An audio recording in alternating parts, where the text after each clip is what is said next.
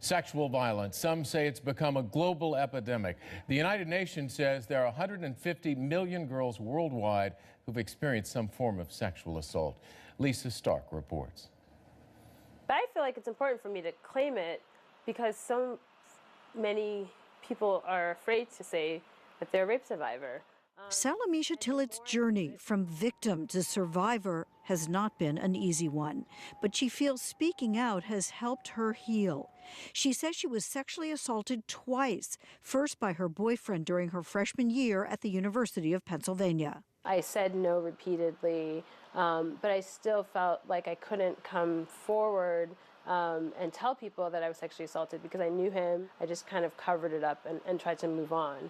Then again, during her junior year abroad in Kenya, she was attacked by a casual acquaintance. It was a much more violent encounter, and so I couldn't rationalize it away that it wasn't rape. In both cases, Tillett knew her attacker.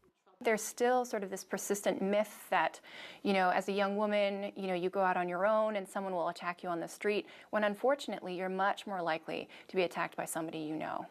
Joya Taft-Dick is with Together for Girls, an international partnership of organizations trying to highlight and combat sexual violence worldwide. We feel like there is a bit of a groundswell. People are starting to pay attention. Her work is gaining attention with the support of Global Health Corps, a group started by Barbara Bush, daughter of former President George W. Bush. It pairs young professionals worldwide with health organizations in the U.S. and Africa. At Together for Girls, Joya helped launch SAFE, an online magazine that is the first devoted to the subject of sexual violence. It's presenting very real stories. Some are hard to read, but with this idea that these are people that have overcome this thing that's happened to them and have really flourished. The magazine highlights 50 heroes. One is Salamisha Tillett, now a professor at Penn, who with her sister founded a group to help high school and college students build self-esteem and to educate the young women about sexual assault. Statistically, it's the #1 violent crime that's happening on college campuses. On college campuses, sexual assault is a widespread yet hidden problem. An estimated 1 in 5 women will be sexually assaulted at college. Only 12% of them report it to law enforcement. It's because victims often feel they're the ones being blamed. Both Salamisha and Joya hope we are reaching a tipping point, that increasing public attention to sexual assault is forcing organizations to treat these crimes seriously and will encourage more victims to come forward. Lisa Stark, Al Jazeera, Philadelphia. International Women's Day is tomorrow, and here to talk about some key women's health issues is Barbara Bush, the daughter of President George Bush, the founder of the nonprofit we just talked about, Global Health Corps. It's our pleasure. It's good to have you here. Thanks for having me. Talk about what your organization does. At Global Health Corps, we are training and building a new generation of global health leaders, trying to bring new talent to the field of global health and ensure that our fellows like Joya, who we just saw, get real experience working on the issues that they care about so that they can build off of this experience to affect greater change on health issues, women's health issues throughout their careers. You deal with some tough issues. When you're talking about sexuality and reproductive health issues, how difficult is it? How sensitive is it to deal with this around the world?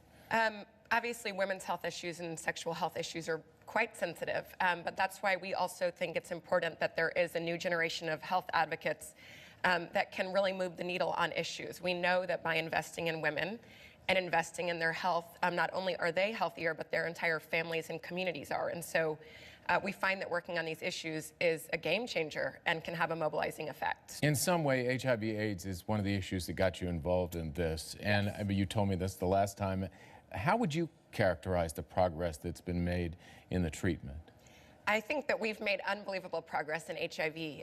10 years ago, it was basically impossible to get the drugs that you need to live if you were HIV positive in a developing country.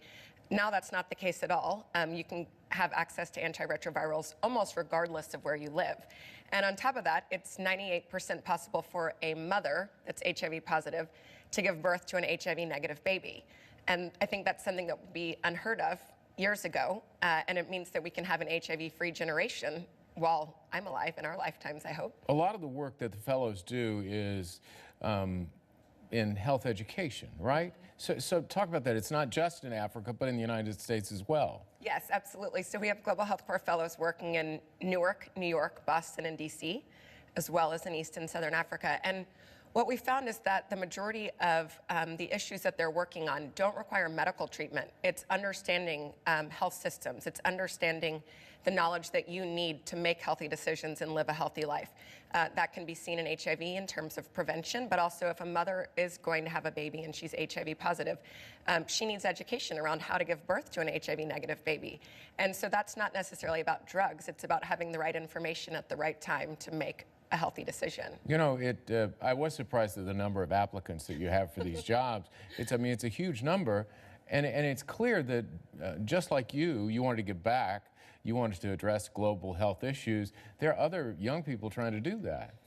Yes, absolutely, which I think is really exciting. I mean, we see students across college campuses in the United States and around the world that want to use their lives for social change and to make an impact. And so we want to funnel talent into the door and sort of launch great game-changing careers in health. So on the eve of International Women's Day, how do you think you would characterize women's health around the country, around the world?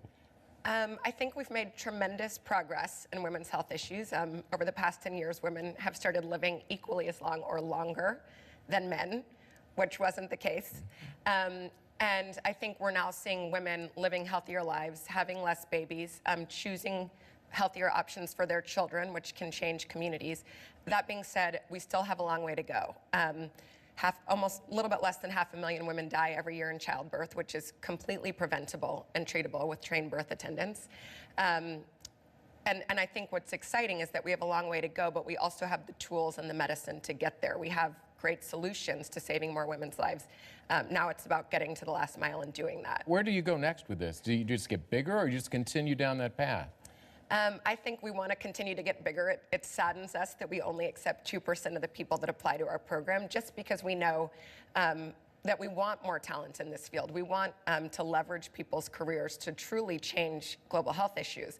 And so we know that the more people we can get in global health, and the more that we can ensure that our fellows understand navigating systems and affecting systems change and changing policy to save more lives, then we can truly deal with the preventable and treatable illnesses that people suffer with around the world.